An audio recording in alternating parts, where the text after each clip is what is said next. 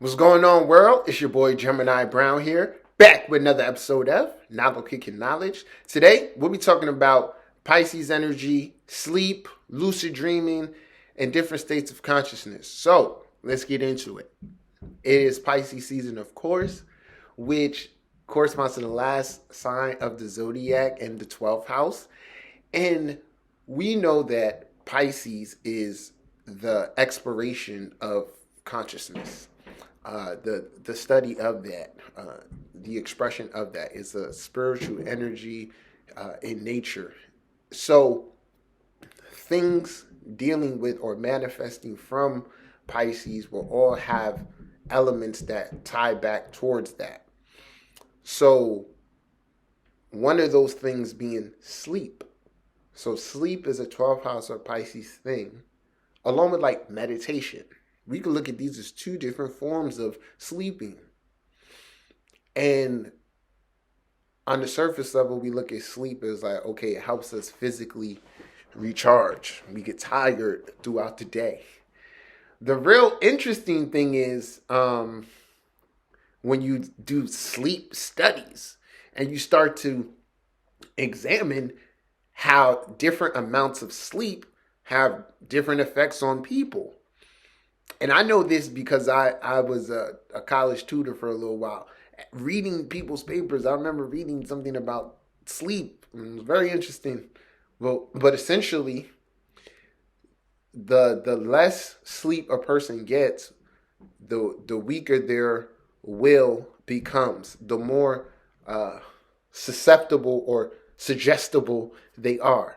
And this can go spiritually in many directions to something else that deals with the 12th house, which is hypnosis. Okay? And hypnosis dealing with the reprogramming of the subconscious and unconscious mind. So then you see, okay, you just want to think about all these things together. What state are you in? What is a hypnotic state? Kind of like an in-between thing, right? Awake, sleep, right in between. And then think, oh, I wonder why in this state am I more suggestible?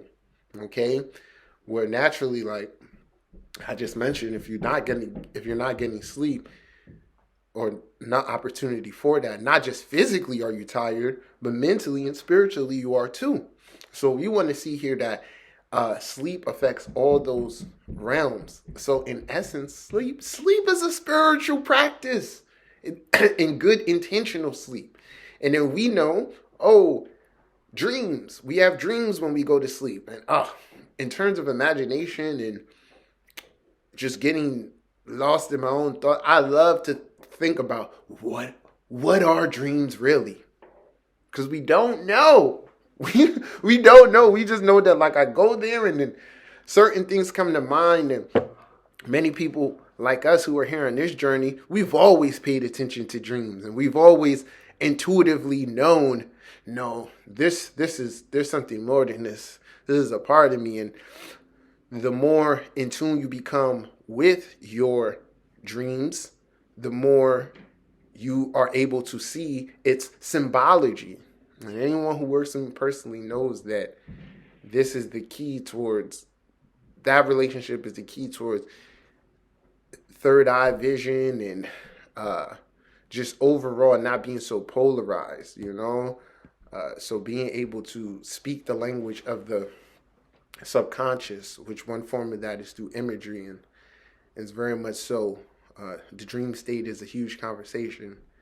So the reason I'm making this video is that I'll probably make a little short one, like a little short saying this, but if this message is for anyone, take it. But I'm really making this because of the conversations that I've been having, and it also a particular dream. I'm a moon in the first, and throughout, and then also I have strong astral energy too. So many people throughout my time being in this space have reached out and been like, "Hey, Gemini, you were in my dream, and this is what happened in the dream." And there's always a recurring theme of me being some type of guide, or like voice of reasoning, things like that. And I always chalk it up to, oh, this is the work that we're doing in the astral realm. Okay? So my dreams are pretty interesting. And then about this specific dream, so I want to preface that as saying, like, so when I'm doing work in the astrals, I feel like if we're connected there, as above, so below, you reaching out in the physical is kind of just playing that out, or giving more attention towards what was being assessed from the dream. So it's always things that leads to. So one thing you'll always want to keep in mind is sometimes your dream is not just a personal thing. Like, you can get messages for others through your dreams. And collectively, I'll tell you a really good example. This was like 2012 or so. I knew my favorite football team was going to win the Super Bowl. This was like a couple months. It was like during the season. I had a full-on dream of watching the Super Bowl. And, I just knew they were going to win. Now, had it been a different world, I probably would have put down a bet, but I didn't. But essentially, you get these little insights, okay, into not just for yourself, but things happen on a collective scale. For others, I remember this too when I was younger, dreaming of space battles. Yeah, I remember that. And the feeling of like falling back to my body coming from a dream. Like as a kid, I remember all of that. But I'd say this. Our connection to the, dream world is or spirit realm is all intertwined there. And the more you can decode and understand, the more you're able to navigate and even spread messages in this reality. So really quick, I had a dream in which, and this is kind of a recurring dream for me, I'm always helping people find their moms. It's so funny to me.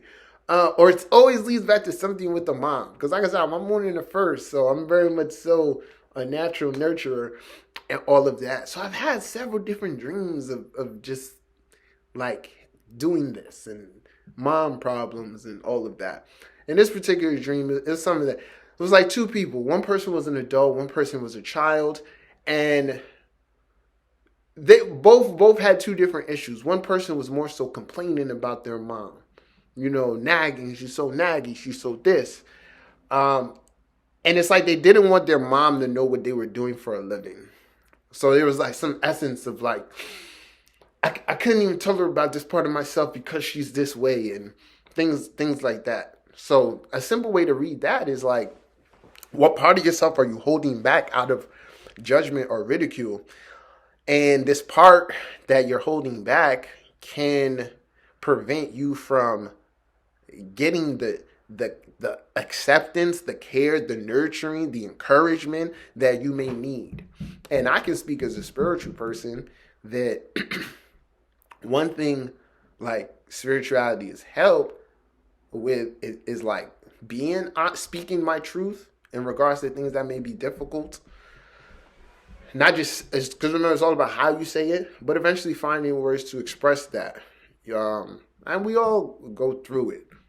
I can't necessarily, I could say, I'm never self-conscious about talking about astrology, but that would be a lie because everyone knows, even if no one says anything to you directly, you have enough sense to know stigmas of the world, but it's like, am I going to walk my truth or am I not? And it's an integral thing. And when you do so, you be surprised at the acceptance or just even encouragement. People, they fuck with you.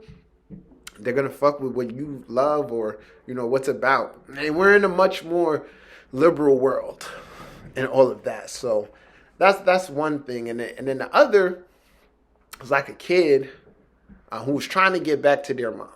But they didn't know where she was at. Didn't know the last place they seen them. I know Pisces season is a time of dealing with abandonment stuff, and those who, may have wounded you in that way, or wanting to address certain wounds or things that were a mystery to you before. So these can be things coming up to deal with, to look into. And then the child factor for me is like, yeah, this could have occurred in childhood. It's representative of that inner child and needing to be healed on some level, needing to understand self or find the parent to get where they're going. So, like I said, just expressing the message. I felt that I was like, okay, I'm going to talk about it, Spirit, and I'm going to let them know. So whoever, if this applies to you and all of that, take with it, what you may be. And then, I would say, guys, record your dreams. I'm at a point now, I don't write my dreams as consistently as I used to. And partly, I think, because in doing so early on, you build the memory to naturally be able to do so. And then also, I kind of developed like a little technique of not forget my dream, and it works more times than not. But I don't always wake up this way. So a simple technique to remember your dream, keep it with you when you gain that consciousness. Okay, I'm up. Or like, yeah, I'm clearly not asleep. I got my head in the pillow, but I'm here, right?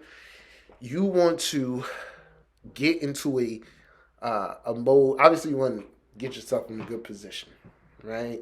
Just get somewhere where you can start to focus on your breath. And I would keep my eyes closed just so you can find it. Because it's like, it's there. It just needs to be located. And once you locate it, you'd be surprised, like, damn. Oh, yeah, I do remember a lot of this. Because you were just doing it. Okay? Now, the next part of this too, because remember, some of us wake up during the night. And I find writing during the night, dreams definitely need to be written. So if you have that dream and you wake up, those dreams are fresh with you. So if you can write that down right then and there and go back to sleep, you may even forget that you wrote it. But when you come back to it, it's going to trigger the thing and you'll remember. So those are some simple techniques. There's more. But yeah, dreams, really important in regards to getting in tune with that subconscious mind. Okay. So then I just wanted to talk about this. This is something I teach to, personal students. But I tell them I give them advice on ways you can monitor your consciousness or just be more mindful. And one of those is starting with the mindfulness of when you start your day and then tracking your rhythm from there. So this will require taking little notes and check-ins with yourself, but that's the mindfulness part, that I'm not going through my day on autopilot, that we all do this. Because once you have a particular regimen set in, the subconscious mind it's like a magnet. It goes within the confines of what's been built. And then consciously we get that little 5 to 10, % of that brain power, like, okay, I want to do this. But the key is understanding when you get more done. And there will be these little windows within your day, within your circadian rhythm, where you are more productive, inspired. And I got to tell you, when I look at this astrologically, it's like, wow, mutable people are going to experience, like, they need this a lot more, because if you are mutable in nature, you can experience a lot of different emotions during the day. Knowing when this is going to occur, or just being able to accept and understand this, is a powerful tool within getting more out of it. Then the next thing is, if you're a mental person, or essentially when you're mindful of your daily rhythm during these times, you'll know what to do. You'll know when to isolate yourself. Like someone who suffers from anxiety, right? They literally may need an hour or two during their day in which they can just decompress, be alone, or do something. It's just, this is always occurring. It's just a matter of you being mindful of the rhythm of when and what. And then this is further understood when we look at the chart at in certain alignments, you'll be able to see where certain rhythms will play out or how the rhythm will be influenced. For example, Neptunian people, fourth house people, even third house people are all greatly affected by the immediate environment, and their relationship to that environment has a paramount effect on their daily rhythm as well as their emotional rhythm, okay? And then their sense of self in relation to that. So let's say you have a loaded fourth house with like a moon in the sixth. This could indicate that your environment to you, like, and I'll use New York, right? So for some, naturally you'll think, okay, someone grew up in this chaotic environment, it's always on the go, they're just used to it. But in actuality, that environment can cause daily stress to that person. It affects them from getting grounded. So that person might actually need the opposite of that environment, but this is the environment they've been born into, and the point is to evolve, past that and create the particular environment that supports it. So on the daily, like I said, depending on how it's playing out on your chart, and this will be something that I break down in a lesson, we will see how the different energies have a different effect in these ways. So just real quick, a Libra rising or a heavy seventh house person may, the highlight of their day or the energetic uptake of their day literally will be with their or it can be in a defeating way too, but the energetic exchange of their day comes with others. They're either going to get a boost or, a drop. But so to some extent, with a lot of these times, we could bring Leo in here too. It's like the rhythm is affected by so much. And by being able to be mindful of how the rhythm is playing out and how it's being affected, this is how we know this works for me and this doesn't work for me. It's very deep. It's very deep. But last thing I was going to talk about here were naps. So naps are another form of sleep. Not as long, okay? And I'll expand on this at another time, but essentially the next mindfulness, when you come out of a nap, you are in a very in between state. And if you can get into the nap state without actually diving in it, imagine putting your feet in the water, right? You're sitting at the edge, you got your feet in the water. You're getting more of your body closer in to it, but you don't fully dive in the water. This state of a nap, so being like, I think I'm tired midday, I think I'll have a lay down. You take that state, and I guess for like an artist, someone like me, it's a great imaginative time. You hear that inner part of yourself more. It's a different state that you feel and that you're able to kind of be more, create from a place of less self-consciousness, okay? You're more in tune with what you feel or what you know. This is a very interesting state to be in. So stay mindful of that. They can be very profound. And there's been studies that have shown that, people who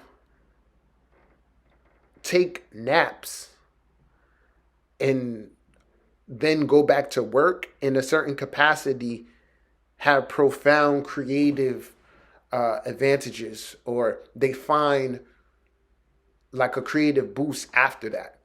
So yeah, not the kick of it is not many of us get the opportunity to experience something like that. But just imagine if you just had your whole day to be and do what you want. Um, how would the energy play out? When would you be most inspired? Because lastly, there's a tendency for us, because of the structure of the day, to think, oh, I have to do this at this part of the day, or it's not going to be better than. But for some, based on your rhythm, you may do certain things better at night, okay? Or you may be more focused when you're more tired, But essentially, you just want to understand your own internal rhythm, because that's another part of really knowing thyself and how your consciousness works, all right? So, I think I'll end it there. This was cool. Let me know if you guys enjoyed this talk and all of that. I'm a teacher naturally, so this is really something I would teach in a lesson style. But we got some things on the way, so stay tuned. And till next time, peace.